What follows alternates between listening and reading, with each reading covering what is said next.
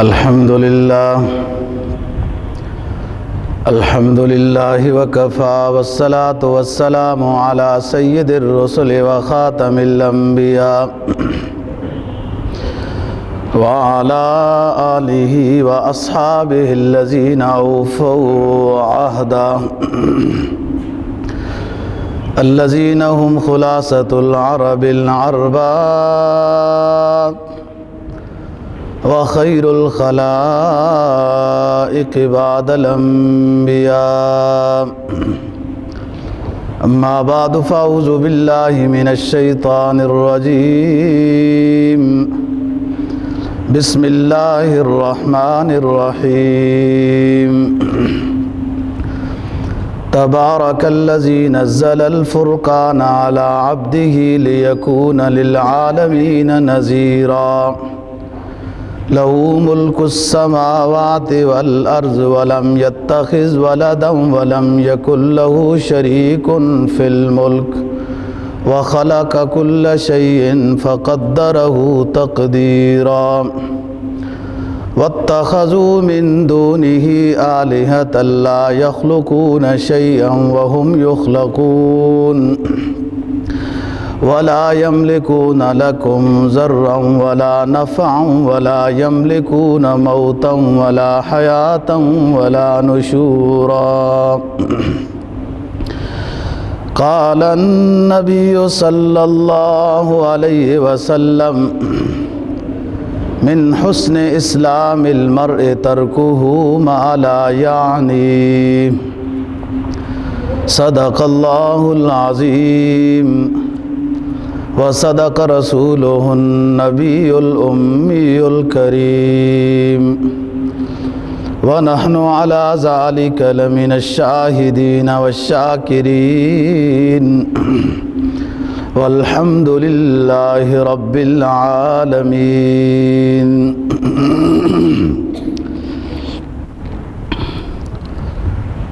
سورہ فرقان کی ابتدائی 3 آیات اور جناب نبی پاک صلی اللہ علیہ وسلم کا ایک ارشاد تلاوت کیا ہے، جس کے اندر اللہ رب العزت نے قرآن مجید کے نزول کے متعلق اور مقصد قرآن مجید کے نزول کا اس کے متعلق اور اپنی توحید کے متعلق بیان کیا ہے، اور خصوصاً اس بات کا تذکرہ کیا ہے کہ اللہ کے علاوہ کوئی مشکل کشا نہیں ہے۔ فرمایا تبارک الذی نزل الفرقان علی عبدہ لیکون للعالمین نذیرا، مبارک ہے وہ ذات جس نے قرآن مجید کتاب کو نازل کیا ہے علی عبدہ، اپنے بندے یعنی رسول اکرم صلی اللہ علیہ وسلم پر، لیکون للعالمین نذیرا، تاکہ لوگوں کو اس کتاب کے ذریعے سے سمجھائیں اور لوگ اپنا عقیدہ، اپنے اعمال، اپنی زندگی، نظریہ اس کتاب کے مطابق بنائیں۔ لہ ملک السماوات والارض ولم یتخذ ولد ولم یکن لہ شریک فی الملک، اسی کی بادشاہی ہے زمین و آسمان میں، اس کی کوئی اولاد نہیں ہے اور اس کا کوئی شریک نہیں ہے۔ وَخَلَقَ كُلَّ شَيْءٍ فَقَدَّرَهُ تَقْدِيرًا، اور ہر چیز کو اللہ تعالیٰ نے پیدا کیا ہے اور اس کو صحیح درست انداز میں رکھا ہے، جس عضو کو جہاں رکھنا تھا وہاں ناپ تول کر رکھا ہے۔ وَاتَّخَذُوا مِن دُونِهِ آلِهَةً لا يخلقون شيئا وهم يخلقون،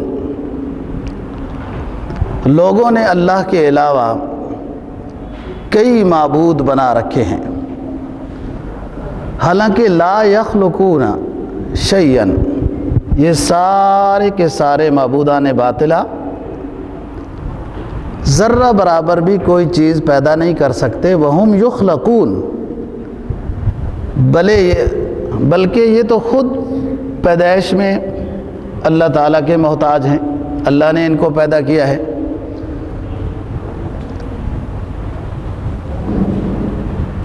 وَاتَّخَذُوا مِن دُونِهِ آلِهَةً لَا يَخْلُقُونَ شَيْئًا وَهُمْ يُخْلَقُونَ وَلَا يَمْلِكُونَ لِأَنفُسِهِمْ ضَرًّا وَلَا نَفْعًا وَلَا يَمْلِكُونَ مَوْتًا وَلَا حَيَاةً وَلَا نُشُورًا۔ یہ لوگوں نے جو اپنی سمجھ کے مطابق جن کو اپنا معبود مشکل کشا بنایا ہوا ہے، وہ معبود اور مشکل کشا ان کے زعم کے مطابق وہ اپنی جانوں کے لیے نفع نقصان کے مالک نہیں ہیں، اپنی جانوں کے لیے چاہے جائے کہ وہ دوسروں کو فائدہ پہنچائیں یا نقصان۔ لا یملکون لانفسہم ضرا ولا نفعا ولا یملکون موتا ولا حیاتا ولا نشورا، اور نہ یہ جو لوگوں نے اپنی سمجھ میں جن کو اپنا معبود بنایا ہوا ہے وہ موت کے مالک ہیں، نہ حیات کے مالک ہیں، اور نہ ہی جب ہم مار دیں گے تو میدان حشر میں جب اٹھایا جائے گا ولا نشورا، اس اٹھنے میں بھی ہمارے محتاج ہیں، وہ خود نہیں اٹھ سکتے۔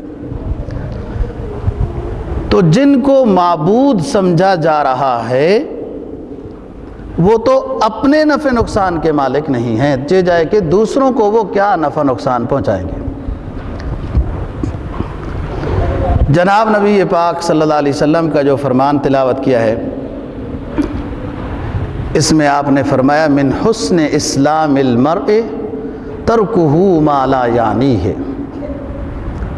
سب سے خوبصورت اسلام اس شخص کا ہے کہ جو ان باتوں کو بھی چھوڑ دے جو فضول ہیں، یعنی خلاف اولا ہیں، ان کا کوئی فائدہ نہیں ہے۔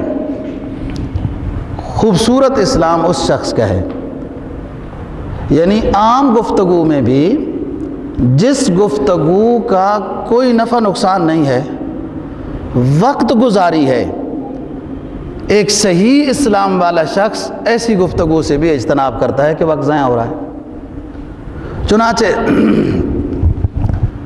علماء نے لکھا ہے کہ انسان گفتگو یا کوئی کام جب کر رہا ہو، مباح کام جائز ہے جو، اس میں سوچے کہ اس میں میرا دنیاوی فائدہ ہے تو ٹھیک ہے،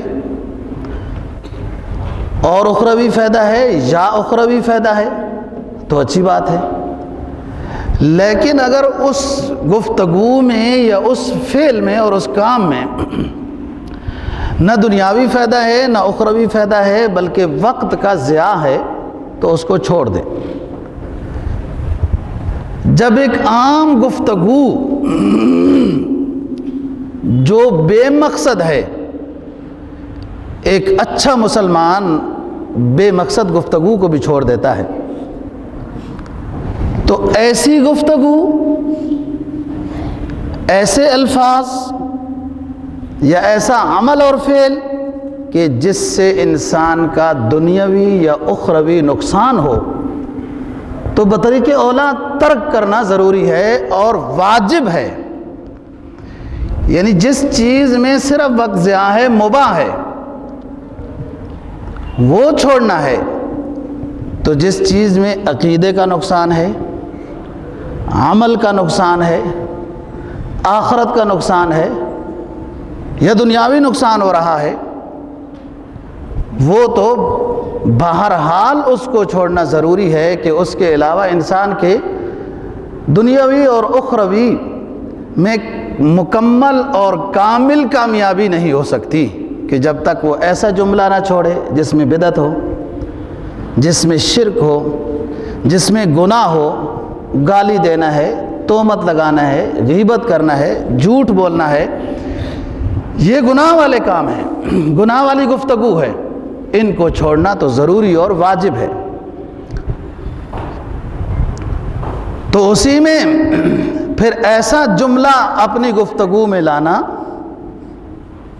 کہ جس میں شرک کا شائبہ ہو جائے، تو ایک ایمان والے کے ذمہ فرض ہے کہ ایسی گفتگو ہرگز نہ کرے، ورنہ اگر ذرہ برابر بھی گفتگو میں شرک ہو گیا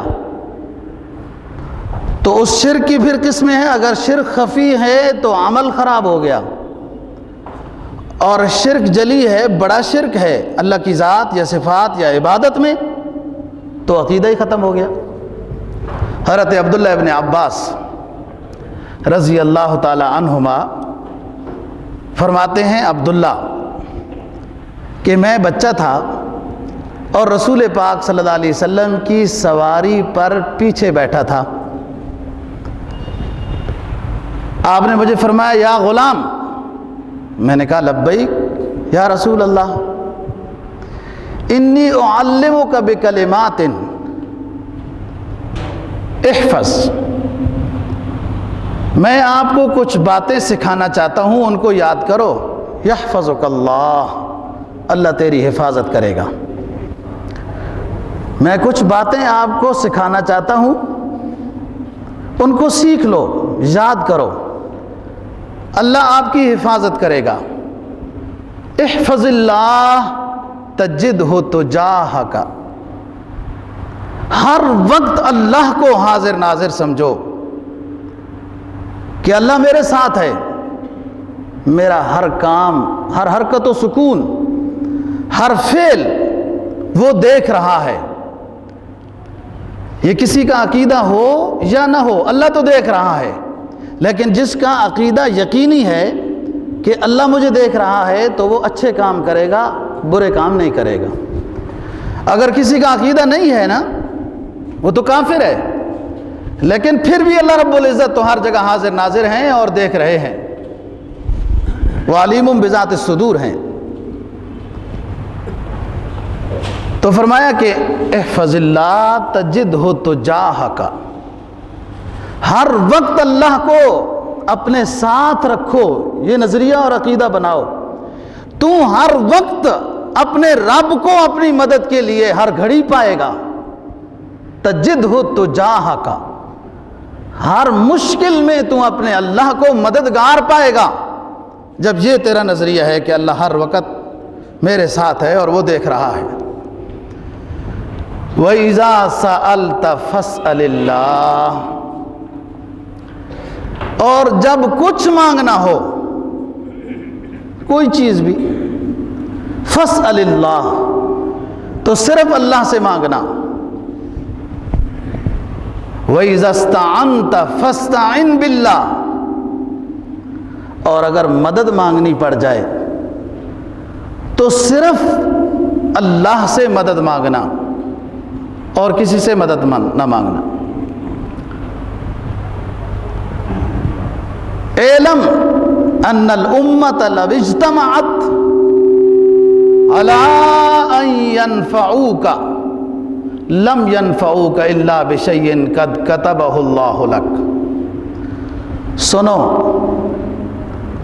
اگر پوری دنیا جمع ہو جائے،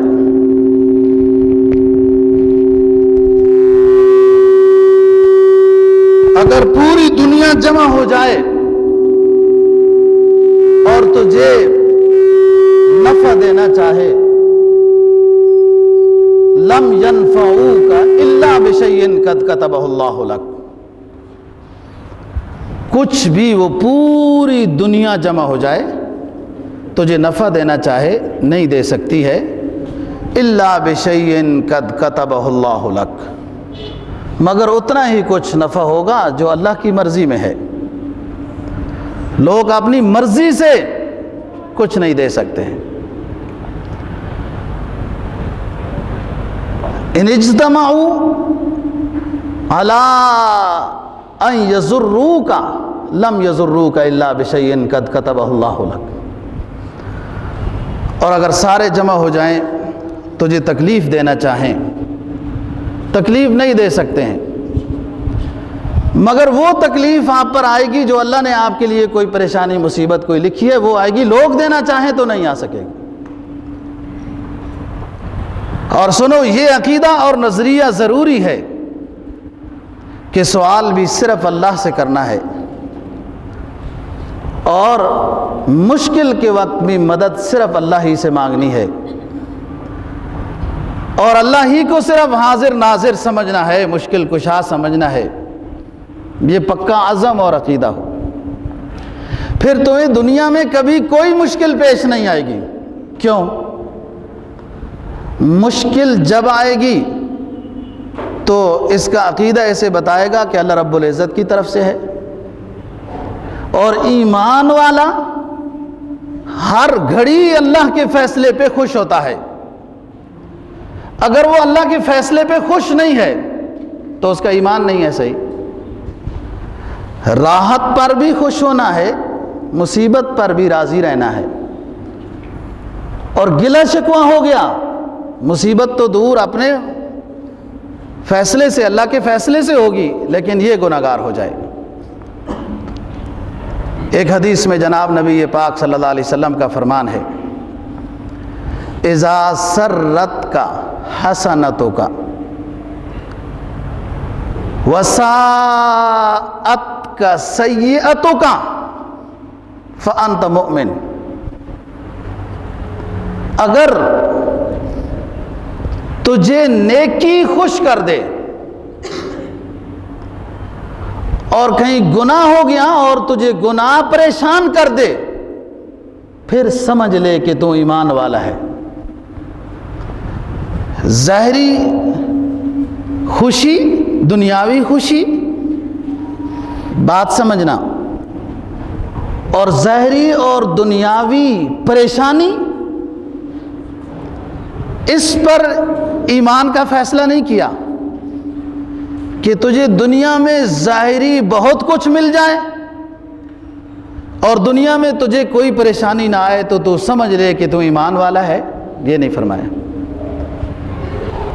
جب تجھے خوش کرے تیرا نیک عمل، انسان بعض دفعہ نیک کام کرتا ہے نا، طبیعت میں خوشی آتی ہے، یہ خوشی لوگوں کو نہیں بتانی چاہیے، اور جب کوئی غلطی اور گناہ ہو گیا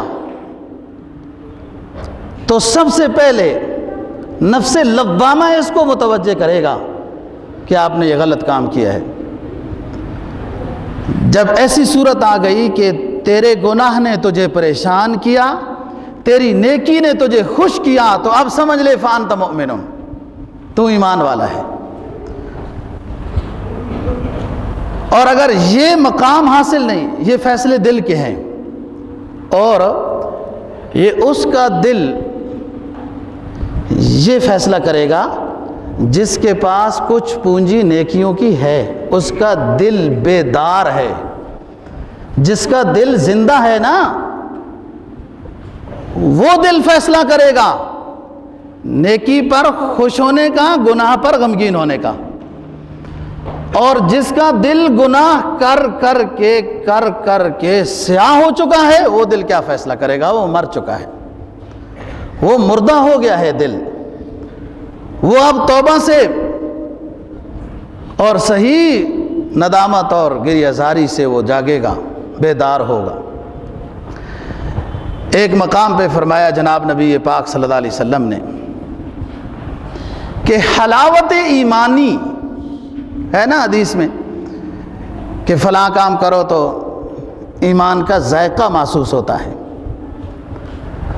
فرمایا کہ حلاوت ایمانی یہ دل کا فعل ہے، اور اللہ سے اور اللہ کے رسول کے ساتھ محبت یہ دل کا فعل ہے، شریعت سے محبت، اسلام سے محبت یہ دل کا فعل ہے،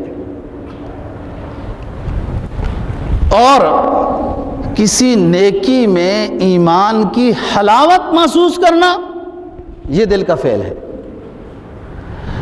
اور فرمایا کہ جب اس کا دل اللہ کی محبت سے بھرا ہوا ہے، اللہ کی رسول کی محبت سے بھرا ہوا ہے، اور دل اس کو بتا رہا ہے۔ اور اس کی ظاہری علامت یہ ہے کہ اسلام کی ہر ادا اس کو اچھی لگے گی، ہر حکم اچھا لگے گا، گناہوں سے نفرت ہوگی۔ یہ دل جب اللہ اور اللہ کے رسول سے کی محبت سے بھرا ہوا ہوگا، اور حلاوت ایمانی یہ محسوس کرے گا۔ بھائی زبان بیمار نہیں ہوگی تو اچھے کھانے کا ذائقہ بتائے گی نا، جب زبان بیمار ہوگی تو شہد کو کڑوا بتائے گی۔ جب انسان کی روحانیت بیمار ہے، مختلف بیماریوں کا شکار ہے، تو پھر وہ ایمانی ذائقہ کیسے بتائے گی؟ روحانیت یعنی دل کا کام ہے ایمانی ذائقہ بتانا۔ میں آپ کو بتاتا ہوں، آسان کام ہے جو ہمارے ساتھ بہت متعلق ہے، ہم ایسی جگہ میں رہتے ہیں، اور خصوصاً آپ لوگ جو بازار میں رہ رہے ہو، کہ جب کوئی اجنبی عورت آ رہی ہو اور اس کا چہرہ ننگا ہے، آپ اپنی نظروں کو شریعت کا حکم سمجھ کر بچائیں، اس پر نہ پڑے نظر، اور وہ گزر جائے، اس کے بعد اپنے دل سے پوچھیں، ایک خاص قسم کی مٹھاس محسوس ہوگی۔ یہ ہے ایمانی ذائقہ۔ فائدہ کچھ نہیں ہوتا رنگ رنگیوں کے زمانے پہ نہ جانا دے دل، یہ خزاں ہے جو بانداز بہار آئی۔ یہ منقش سانپ ہے، ڈس جائے گا، سانپ خوبصورت تو بہت ہوتا ہے لیکن اس کی زہر مہلک ہوتی ہے، زہر اس کی، ظاہر اس کا منقش ہے، بڑے موتی ستارے لگے ہوتے ہیں سانپ کی جلد کے اوپر، لیکن اس میں زہر ہے جو انسان کو ہلاک کر دیتا ہے۔ یہ دنیا یہ منقش سانپ ہے، یہ رنگین ہو کر سامنے آتی ہے، اور اگر اس میں مبتلا ہو گیا تو یہ زہر ہے، ڈس دے گا اور روحانیت ختم ہو جائے گی۔ پھر اس کو نماز میں ذائقہ نہیں آئے گا، نماز پڑھنے کا دل نہیں چاہے گا، مسجد کی طرف آنے کا دل نہیں چاہے گا، اور نیک کام کرنے کا دل نہیں چاہے گا۔ تو بات یہ ہو رہی تھی کہ سب کچھ اللہ رب العزت کرنے والے ہیں۔ آج ہمارا موضوع یہ ہے کہ اللہ مشکل کشا ہے، مشکلوں کا حل صرف اللہ سے ملتا ہے۔ وہ عبث ہے جو اللہ کے علاوہ کسی اور سے اپنی مشکلوں کا حل تلاش کرے، وہ وقت ضائع کر رہا ہے۔ ایک تو عقیدہ خراب ہو رہا ہے، ایک وقت ضائع ہو رہا ہے، شرک ہو رہا ہے۔ سب سے پہلے اللہ رب العزت نے آدم علیہ السلام کو پیدا کیا، مشکل میں انہوں نے اللہ کو پکارا۔ پھر اس کے بعد تمام انبیاء علیہ السلام، جلیل القدر پیغمبر حضرت ابراہیم علیہ السلام پر کتنی مصیبتیں پریشانی آئیں، آگ میں ڈالا گیا۔ پھر حضرت موسیٰ علیہ السلام پر، زکریا علیہ السلام پر، تمام انبیاء علیہ السلام پر ظاہری دنیا میں مصائب اور پریشانیاں آئیں۔ کسی چھوٹے نبی نے کسی بڑے نبی کو نہیں پکارا، اور کسی بڑے نبی نے یہ نہیں کہا کہ کچھ اختیار ہمارے بھی ہیں، ہم خود بھی اپنی مشکل کو دور کر سکتے ہیں۔ سب اللہ کو پکارنے والے ہیں۔ اور رسول اللہ صلی اللہ علیہ وسلم ہر گھڑی اللہ کو پکارنے والے ہیں۔ حدیث میں آتا ہے کہ جناب نبی پاک صلی اللہ علیہ وسلم کو جب بھی کوئی معاملہ پیش آیا، ہاں چھوٹا یا بڑا، فوراً آپ نے وضو بنا کر دوگانہ ادا کیے اور اللہ سے اس کا حل مانگا۔ امام الانبیاء بھی اللہ کے در کا سوالی ہے، اور اللہ سے اپنی مشکل کشائی چاہ رہے ہیں۔ خلفائے راشدین ہیں، اللہ سے مانگ رہے ہیں۔ کسی نے حضرت علی کو مشکل کشا مانا، کسی نے حضرت حسین کو یا حسین مدد کہہ دیا، کسی نے یا عبد القادر مدد کہہ دیا، یہ سب شرک ہے۔ شیخ عبد القادر جیلانی رحمہ اللہ تعالی یا کوئی اور اللہ کا ولی ہو، ولی بعد میں ہیں، اس سے اونچے صحابہ ہیں، سب صحابہ نے اللہ رب العزت کو مشکل کشا مانا ہے۔ ہاں دعا میں بعض دفعہ نبی کا واسطہ دیا یا نبی کے خاندان کا واسطہ دیا ہے۔ حضرت عمر فاروق رضی اللہ تعالی عنہ کے دور میں بارش جب نہیں آ رہی تھی تو لوگوں نے کہا امیر المؤمنین آپ نماز استسقاء پڑھائیں۔ اس زمانے میں بادشاہ نماز استسقاء پڑھاتے تھے۔ یہ مسلمانوں کی بادشاہوں کی بات کر رہا ہوں نا، ہم بھی اسلامیہ جمہوریہ پاکستان کے رہنے والے لوگ ہیں۔ نماز پڑھا دی اور پھر سب سے حضرت عباس رضی اللہ تعالیٰ عنہ کو کھینچ کر لے آئے اور بازو پکڑ لیا، کہا اے رب العالمین، یہ وہ میدان ہے کہ جس میدان میں آپ کا محبوب پیغمبر نماز استسقاء پڑھاتے تھے اور بارش آ جاتی تھی۔ آج وہ ظاہراً تو ہمارے پاس نہیں، لیکن ان کا چچا موجود ہے۔ آپ کے چچے کا واسطہ دے کر آپ سے بارش کی درخواست کرتا ہوں، یا رب بارش عطا کر۔ بارش شروع ہو گئی۔ تو بات یہ ہے اللہ سے مانگا جا رہا ہے۔ ہاں بعض دفعہ نیک اعمال کا واسطہ، انبیاء کا واسطہ جہاں تک ثابت ہے وہاں تک رہنا چاہیے نا۔ اب ایسا نہیں ہے ہر کس و ناصر، ہر درخت اور پتھر کا بھی واسطہ دینا شروع کر دو۔ انبیاء علیہ الصلوۃ والسلام مقدس ہستیاں ہیں، ان میں ذرہ برابر بھی، رتی برابر بھی یہ شبہ نہیں ہے کہ اللہ ان سے ناراض ہے، وہ اللہ کے مقرب ہیں۔ اب کوئی اللہ کا ولی ہے نا، اس کے نام کے ساتھ قرآن کی آیت تو نہیں نازل ہوئی کہ یہ میرا واقعتاً ہی پکا ولی ہے۔ یہ اللہ کو پتہ ہے یہ اللہ کا ولی ہے یا نہیں، لہٰذا کسی کے مخصوص اللہ کے ولی کا نام لے کر واسطہ دینا یہ جائز نہیں ہے۔ کیا خبر کون کس حالت میں ہے وہ تو اللہ جانتا ہے۔ تو یہ سب اللہ کے در کے سوالی ہیں، اور یہ تو ہیں ہی ایمان والے لوگ۔ عجیب بات بتاؤں آپ کو کہ جب بدر کی لڑائی ہونے والی تھی، غزوہ بدر ہونے والا تھا، اللہ کے رسول صلی اللہ علیہ وسلم میدان بدر میں عریشہ میں کئی دفعہ بیان کر چکا ہوں، چھپر کے قریب، اب وہاں مسجد بنا دی، مسجد کا نام ہی عریشہ رکھ دیا ہے۔ میدان بدر میں اتنی لمبی اللہ سے دعا مانگ رہے ہیں کہ اللہ میری اتنی ہی یہ پونجی ہے، اتنے سالوں میں میں نے محنت کی ہے، ان لوگوں کا میں نے ایمان بنایا، عقیدہ بنایا، اعمال بنائے، ان کو ضائع نہ کرنا، اللہ سے دعا مانگی جا رہی۔ یہ تو اپنی جگہ پر ہے، اور ادھر غلاف کعبہ کو پکڑ کر ابو جہل اپنی پارٹی کے ساتھ دعا کر رہا ہے، جبکہ پکارنے والا بتوں کا بھی ہے۔ لات اور منات اور عزا کا نام لینے سے، بے ادبی کے نام لینے سے لڑائیاں کرنے والا ہے، یعنی اسے بھی پتہ ہے کہ ایسی مشکل میں ہمارے بت کچھ نہیں کر سکتے ہیں۔ نذرانے چڑھاتے ہیں، ان کو نہلاتے ہیں، ان کے سامنے مٹھائیاں رکھتے ہیں، دیوے جلاتے ہیں، چراغاں کرتے ہیں، سجا کر رکھتے ہیں، لیکن مشکل کے وقت اللہ کو پکارتے ہیں کہ یہ اتنی بڑی مشکل کو یہ بھی حل نہیں کر سکتے۔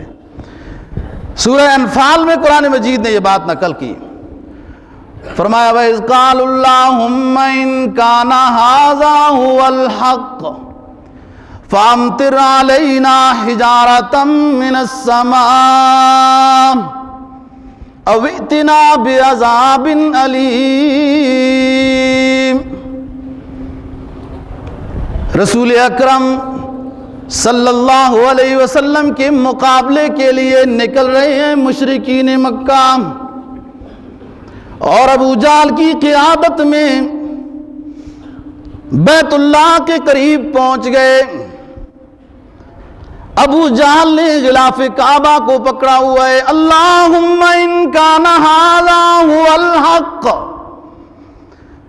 اے اللہ اگر یہ یعنی محمد عربی صلی اللہ علیہ وسلم برحق ہے، فَأَمْطِرْ عَلَيْنَا حِجَارَةً مِّنَ السَّمَاءِ، تو پھر اس معرکے میں ہمیں زندہ واپس نہ کرنا، ہمارے اوپر پتھر برسا دینا اگر یہ حق ہے، اَوْ ائْتِنَا بِعَذَابٍ أَلِيمٍ،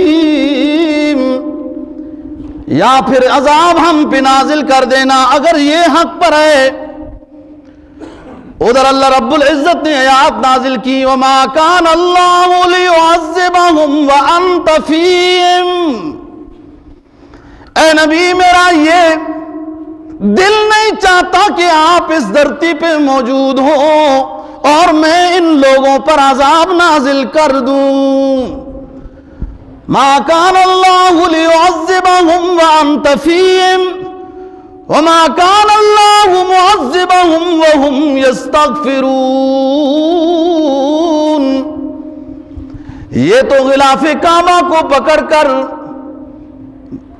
دعا مانگ رہا ہے یا بددعا مانگ رہا ہے۔ معبودان باطلہ والے عقیدے کو ابو جہل اتنا برحق سمجھتا ہے کہ غلاف کعبہ کو پکڑ کر اپنے لیے بددعا مانگ رہا ہے کہ اس مشکل میں اگر برحق ہے اللہ کا نبی، آپ کا نبی محمد عربی صلی اللہ علیہ وسلم، تو ہمیں زندہ واپس نہ کرنا، ہمارے اوپر پتھر برسا دینا یا کوئی اور عذاب نازل کر دینا۔ ادھر اللہ رب العزت نے فرمایا، وَمَا كَانَ اللَّهُ لِيُعَذِّبَهُمْ وَأَنْتَ فِيهِمْ، اے میرے محبوب اگر آپ ان لوگوں میں موجود ہوں تو میں ان پر عذاب نازل نہیں کروں گا۔ آپ کی محبت کا بھی تو خیال رکھنا ہے، یہ آپ کو نہیں مانتے لیکن ہیں تو آپ کے امتی، آپ کی امتیوں پر پتھر نہیں برسانے۔ اور اگر اب بھی اگر نبی کا مقابلہ کر کے اب بھی یا مقابلے سے پہلے اب بھی استغفار صدقے دل سے کر دیں پھر بھی معاف کر دوں گا، عذاب نازل نہیں کروں گا۔ تو میں یہ بتا رہا ہوں کہ کافر ہے، مشرک ہے اور نبی کے مقابلے میں لڑائی کے لیے آ رہا ہے،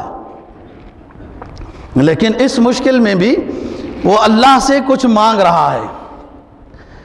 ہمارے ہاں تو عجیب بات یہ ہے کہ نمازیں بھی پڑھتے ہیں، روزے بھی رکھتے ہیں، نبی کو بھی مانتے ہیں، حج بھی کرتے ہیں، زکوٰۃ بھی دیتے ہیں، ظاہراً مسلمان بھی ہیں، اور جب مشکل ہو جائے، جب کوئی مشکل پیش آ جائے، باقاعدہ ہر مشکل کے لیے الگ سرکار بنائی ہوئی ہے۔ آپ سمجھتے ہو پاکستان میں رہتے ہو، باوجود اس کے کہ مسلمان ہیں، اللہ کو مانتے ہیں، نبی کو مانتے ہیں، حج کرتے ہیں، زکوٰۃ دیتے ہیں، روزے رکھتے ہیں اور بھی اسلام والے کام ہیں، لیکن مشکل جب پیش آئے تو غیر اللہ پہ نذرانے چڑھاتے ہیں، غیر اللہ سے مدد مانگتے ہیں، پھر بھی مسلمان ہیں۔ ان سے اور ان میں تو پھر فرق ہوا نا۔ مشرکین مکہ کی قرآن مجید نے بات کی سورہ عنکبوت میں کہ جب مشکل میں پھنس جاتے ہیں پھر ان کو سب لات منات وغیرہ سارے بھول جاتے ہیں۔ فَإِذَا رَكِبُوا فِي الْفُلْكِ دَعَوُا اللَّهَ مُخْلِصِينَ لَهُ الدِّينَ فَلَمَّا نَجَّاهُمْ إِلَى الْبَرِّ إِذَا هُمْ يُشْرِكُونَ، جب کشتی میں سوار ہوتے ہیں، سمندر کی موجوں میں جب پھنس جاتے ہیں، فَإِذَا غَشِيَهُمْ مَوْجٌ كَالظُّلَلِ دَعَوُا اللَّهَ مُخْلِصِينَ لَهُ الدِّينَ۔ یہ مشرکین مکہ کی بات نظر ہو رہی ہے، نقل ہو رہی ہے، بلی ایریا والو، نبی کا مقابلہ کرنے والی جو جماعت ہے اس کی بات کر رہا ہوں۔ فَإِذَا رَكِبُوا فِي الْفُلْكِ دَعَوُا اللَّهَ مُخْلِصِينَ لَهُ الدِّينَ، کشتی میں بیٹھ گئے، کشتی بھنور میں پھنس گئی۔ اب سمجھ آ گئی ہے مشرکین مکہ کو یہ بات کہ بھنور سے بچانے والا لات نہیں ہے، منات نہیں ہے، عزا نہیں ہے، عبل نہیں ہے، اب دعوا اللہ مخلصین لہ الدین، خالص اللہ ہی کو پکارنے والے بن گئے۔ یہ مشرکین مکہ، کشتی پھنس جائے پاکستانیوں کی تو یا باؤل حق بیڑا دھک، او مسلمانوں کشتیاں پار لگانے والا کون ہے؟ اللہ ہی۔ مشکلیں دور کرنے والا کون ہے؟ اللہ ہی۔ انبیاء اور اولیاء سب کس کے در کے سوالی ہیں؟ حاجت روا بھی وہی ہے، مشکل کشا بھی وہی ہے، اور جس کو کسی وقت بھی اونگ تک نہیں آتی، ہر وقت سائلین اور محتاجوں کی سننے والا ہے۔ جب مشکل مرحلے میں مشرکین مکہ نے اللہ ہی کو پکارا، فَلَمَّا نَجَّاهُمْ إِلَى الْبَرِّ، پکار تو لیا نا، جب ہم نے نجات دے دی ان کو اور خشکی کے راستے میں پہنچا دیا، اذا ہم یشرکون، وہ بکرا لے کر بڑی سرکار پہ جانے لگے۔ کتنے نمک حرامی بنے کہ جب کشتی بھنور میں پھنسی تو مجھے پکارنے لگے، اور جب میں نے نجات دے دی تو پھر نذرانے کے لیے دے گے میرے دشمنوں کے نام، غیر اللہ میرے شریکوں کے نام پہ چڑھانے لگے۔ یہ شرک کر دیا، اذا ہم یشرک۔ تو بات یہ ہے دوستو، وَاتَّخَذُوا مِن دُونِهِ آلِهَةً، لوگوں نے اللہ کے علاوہ کئی الہ بنا لیے تھے۔ کیوں؟ اللہ کا یہ احسان ہے نا کہ اللہ نے صرف اپنے در کا سوالی بنایا ہے، یہ بہت بڑا احسان ہے، ورنہ کس کس دروازے پہ جاتے، کس کس کو خوش، آج کل تو تنخواہیں بھی اتنی نہیں اور مہنگائی اتنی ہے، کتنے نذرانے دیتے، کس کس کو دیتے، پھر بھی کوئی خوش نہ ہوتا، مسائل بھی حل تو ہونے ہی نہیں تھے۔ یہ اللہ کا بڑا کرم ہے کہ اللہ نے اپنے در کا سوالی بنایا اور اسی سے سب کچھ ہوتا ہے۔ پھر جب شرک کرتا ہے نا دل بیمار ہو جاتا ہے، بدعت شرک سے دل بیمار ہو جاتا ہے، روحانیت فوت ہو جاتی ہے، پھر ایک معبودان باطلہ میں سے ایک پر اکتفا نہیں کرتا، بناتا جاتا ہے۔ دانت کے درد کا الگ، پاؤں کے درد کا الگ، اولاد نہ ہونے کا الگ، بیماری کا الگ۔ وَاتَّخَذُوا مِن دُونِهِ آلِهَةً، انہوں نے اللہ کے علاوہ کئی معبود بنائے۔ یہ پاؤں کے درد ٹھیک کرنے والا ہے، یہ دانت کا درد ٹھیک کرنے والا ہے، یہ بیٹے دینے والا ہے، بھلے پیر کا اپنا بھی کچھ نہ ہو، یہ صحت دینے والا ہے، بھلے پیر صاحب خود بستر سے اٹھ بھی نہ سکتے ہوں۔ کئی معبود بنا لیے۔ وَاتَّخَذُوا مِن دُونِهِ آلِهَةً لا يخلقون شيئا وهم يخلقون، او کن کو معبود بنا رہے ہو؟ وہ تو ذرہ برابر بھی چیز پیدا نہیں کر سکتے۔ وهم يخلقون، وہ تو خود پیدا کیے گئے۔ کسی نے حضرت عیسیٰ علیہ السلام کو الہ کہہ دیا، کسی نے حضرت عزیر علیہ السلام کو اللہ کا بیٹا کہہ دیا۔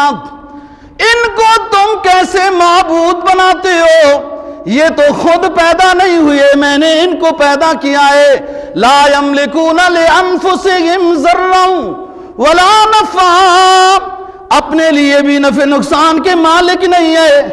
لا یملکون موتا ولا حیاتا ولا نشورا، جن کو تم پکار رہے ہو وہ اپنی موت کے، اپنی حیات کے اور میدان حشر میں دوبارہ زندہ اٹھنے کے خود مالک نہیں ہیں۔ یہ قرآن مجید اعلان کر رہا ہے، کوئی مشکل کشا نہیں۔ اور سب سے بڑی بات یہ ہے کہ سوچنا یہ ہے، انبیاء علیہ السلام نے کس کو پکارا ہے؟ سورہ جن میں رسول اکرم صلی اللہ علیہ وسلم کی تبلیغ کو قرآن مجید نے نقل کیا ہے۔ فرمایا قل انما ادعو ربی ولا اشرک بہ احدا، اے نبی فرما دیجئے اللہ اپنے پیغمبر کو تقریر سکھا رہا ہے، جملے عطا کر رہا ہے، اے نبی اس انداز میں اس بھٹکی ہوئی قوم کو تبلیغ کریں۔ قل انما ادعو ربی ولا اشرک بہ احدا، اے نبی آپ فرما دیجئے میں اپنے رب کو ہی پکارتا ہوں اور کسی کو نہیں پکارتا، اور اپنے رب ہی کی طرف تم کو دعوت دیتا ہوں کہ وہی معبود ہے اور کوئی اس کا شریک نہیں۔ ولا اشرک بہ احدا، اور اس کے ساتھ ذرہ برابر بھی کسی کو شریک نہیں ٹھہراتا۔ یہ عقیدہ رسول اللہ صلی اللہ علیہ وسلم اپنا بیان کر رہے ہیں۔ گویا پہلے مبلغ اپنا عقیدہ بیان کرے کہ میں اس نظریے کا بندہ ہوں۔ میں حیران ہوتا ہوں اپنے ان مقتدیوں پر، بعض دفعہ مجھے دعوت دیتے ہیں کہ آج ہمارا 40واں شریف ہے اور آپ آ کر دعا کرائیں۔ وہ آج تک یہ نہیں سمجھے کہ ہمارے امام صاحب کا نظریہ کیا ہے۔ وہ پہلے آئے تو سنے نا، آپ تو ماشاءاللہ پہلے آتے ہیں سنتے ہیں نا بات، بعض آخر میں ٹکر لگانے والے بھی ہوتے ہیں، دیکھتے ہیں کب بیان ختم ہوگا، بس دلوں پر مہریں لگی ہوئی ہیں نا۔ پہلے آئیں گے قرآن سنیں گے، ان کو فائدہ ہوگا۔ فرمایا قل انما ادعو ربی ولا اشرک بہ احدا، میں اللہ ہی کو ہر وقت پکارتا ہوں اور اس کے ساتھ کسی کو شریک نہیں بناتا۔ اور سنو مکہ والو، مدینہ والو، جنوں انس، رہتی دنیا تک تمام آنے والے مسلمانوں، انسانوں، جنوں، سنو قل انی لا املک لکم ضرا ولا رشدا، اے نبی آپ فرما دیجئے کہ میں ذرہ برابر بھی تمہیں نقصان پہنچانے کی قدرت نہیں رکھتا، میں ذرہ برابر بھی تمہیں نقصان پہنچانے کی قدرت نہیں رکھتا، ولا رشدا، اور تمہیں مجبور کر کے ہدایت پر لے آنے کی بھی صلاحیت نہیں رکھتا۔ ہاں بد دعا کر سکتا ہوں اور بد دعا نبی کی رد نہیں ہوگی، لیکن نقصان کے فیصلے اللہ کے طرف سے آنے ہیں۔ میں تمہیں نقصان دینا چاہوں براہ راست اللہ سے مانگے بغیر تو نہیں دے سکتا۔ فرمایا قل انی لن یجیرنی من اللہ احد، اے نبی آپ فرما دیجئے اللہ کے عذاب سے کوئی اللہ کے علاوہ مجھے بچا نہیں سکتا۔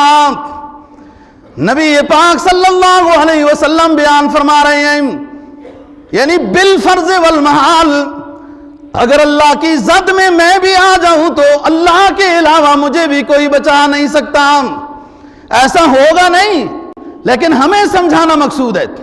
وَلَا أَجِدُ مِن دُونِهِ مُلْتَحَدًا، اور اللہ کے علاوہ میری بھی کوئی جائے پناہ نہیں ہے۔ إِلَّا بَلَاغًا مِّنَ اللَّهِ وَرِسَالَاتِهِ، سورہ جن دوسرا رکوع۔ میرے ذمہ اللہ نے یہ کام لگایا ہے کہ اس کے لوگوں کو، اللہ کے بندوں کو اللہ کی توحید سناؤں اور اپنی رسالت کا پیغام دوں، اور یہ بتاؤں وَمَن يَعْصِ اللَّهَ وَرَسُولَهُ فَإِنَّ لَهُ نَارَ جَهَنَّمَ خَالِدِينَ فِيهَا أَبَدًا، جس نے اللہ اور اللہ کے رسول کی نافرمانی کی، سن لو اس کا ٹھکانہ دائمی جہنمی ہے، جس نے اللہ اور اللہ کے رسول کی بات کو نہ مانا۔ تو بات یہ ہے کہ نبی پاک صلی اللہ علیہ وسلم یہ فرما رہا ہے کہ میں تمہارے نقصان کا مالک نہیں ہوں، اللہ کے پاس ہے سب کچھ اور میں بھی اللہ سے مانگتا ہوں۔ سورہ عنکبوت میں فرمائے انما تعبدون من دون اللہ اوثانا وتخلقون افکا، تم پکارتے ہو اللہ کے علاوہ بتوں کو، او بدبختو جھوٹ باندھتے ہو کہ یہ تمہارے مشکل کشا ہیں۔ یہ کیا مشکل کشا ہیں؟ فتح مکہ کے موقع پر رسول اللہ صلی اللہ علیہ وسلم کے دست مبارک میں عصا تھی، لاٹھی ہے رسول اللہ صلی اللہ علیہ وسلم کے دست مبارک میں، اور مشرکین مکہ نے بیت اللہ کے ارد گرد 360 بت لین پر رکھے ہوئے تھے. وہ لات اور منات تو بڑے تھے, چھوٹوں کی بھی لائن لگی ہوئی تھی.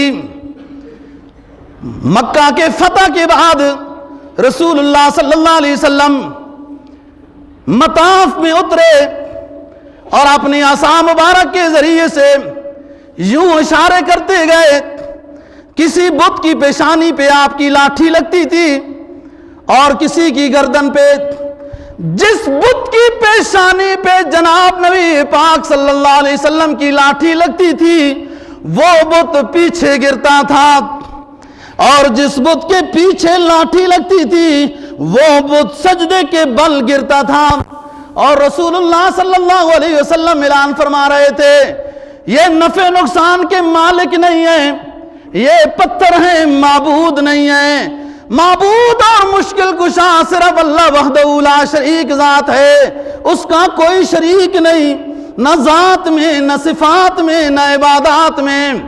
انما تعبدون من دون اللہ اوثانا, تم نے اللہ کے علاوہ بتوں کو اپنا معبود سمجھا. وتخلقون افکا, اور جھوٹ بولتے ہو بدبختو کہ یہ تمہارے معبود ہیں. یہ معبود نہیں, یہ پتھر ہیں. ان الذین تعبدون من دون اللہ, تم جو اللہ کے علاوہ پکارتے ہو, لا یملکون لکم رزقا, وہ تمہیں رزق دینے کے مالک نہیں ہیں. فابتغوا عند اللہ الرزق وعبدوہ واشکروا لہ وإلیہ ترجعون, صرف اسی ہی سے رزق مانگو, اسی کی عبادت کرو, اس کی نعمتوں پر شکر بجا لاؤ. وإلیہ ترجعون, اور اسی کی طرف تم کو لوٹایا جائے گا حساب و کتاب کے وقت. اور پھر اس وقت پوچھو گی کیسا عقیدہ اور کیسا نظریہ بنایا. ایک اور مقام پہ فرمایا وَيَعْبُدُونَ مِن دُونِ اللَّهِ مَا لَا يَضُرُّهُمْ وَلَا يَنْفَعُهُمْ, تم جو اللہ کے علاوہ جن کو پکارتے ہو وہ نفع نقصان کے مالک نہیں ہیں. وَيَقُولُونَ هَؤُلَاءِ شُفَعَاؤُنَا عِندَ اللَّهِ, ہم ان قبر کی ڈھیریوں پر, ان پتھروں کے پاس اس لیے جاتے ہیں, یہ مشرکین کہتے ہیں, شفعاؤنا عند اللہ, اے اللہ کے پاس ہماری سفارش کریں گے. فرمایا قُلْ أَتُنَبِّئُونَ اللَّهَ بِمَا لَا يَعْلَمُ فِي السَّمَاوَاتِ وَلَا فِي الْأَرْضِ, یہ تم اللہ کو بات بتا رہے ہو جو اللہ نے قرآن حدیث میں بیان نہیں کی. اللہ نے قرآن میں, نبی نے حدیث میں بیان نہیں کی کہ یہ سفارشی ہیں, یہ معبودان باطلا, اور آج تم بتا رہے ہو گویا کہ اللہ کو بتا رہے ہو. سبحانہ, اللہ پاک ہے. وتعالی عما یشرکون, اور اللہ ان تمام چیزوں سے منزہ اور مبرہ ہے, اس کا کوئی شریک نہیں ہے, اور ہر لحاظ میں, ہر آن میں وہی مشکل کشا ہے. سب انبیاء علیہ السلام اسی سے سوال کرتے ہیں. دیکھو زکریا علیہ السلام 80-85 سال میں اللہ سے بیٹا مانگ رہے ہیں, اور شیخ عبد القادر جیلانی رحمہ اللہ تعالی لوگوں نے سے کیا ترتیب بنا دی. بیٹے عبد الوہاب کی بات بتاتا ہوں, شیخ کے بیٹے ہیں عبد الوہاب. جب مرض الوفات میں تھے شیخ عبد القادر جیلانی رحمہ اللہ تعالی, تو بیٹا قریب آیا, عالم ہے, عرض کیا ابو جی آخری وقت لگتا ہے, کوئی نصیحت فرما دیجیے. فرمایا سنو عبد الوہاب نصیحت, فَيَقَوْ عَلَىٰ اللَّهِ حَقِيقَةَ إِلَّا اللَّهِ, فَيَقَوْ اللہ فَاعِلَ عَلَى الْحَقِيقَةِ إِلَّا اللَّهِ, یہ نظریہ بنانا کہ سب کام کرنے والا اللہ کے علاوہ کوئی نہیں ہے. حرکت و سکون, موت و حیات, عزت و ذلت, تمام چیزیں, سب کچھ اللہ رب العزت کے قبضے میں ہے, اور اس کے ساتھ کسی درجے میں ذرہ برابر بھی شرک نہ کرنا, ورنہ اللہ پاک ناراض ہو جائیں گے. اور علامہ ابن قیم نے عجیب بات کہی, عجیب اس کے 2 شعر ہیں, کہتے ہیں اذا عرضتک بلیۃ فاصبر لہا, یہ محدثین میں سے ہیں, इजारत का बलियतुन फस्बिर लहा सब्रल करीमे इन्नहु बिका आलमू।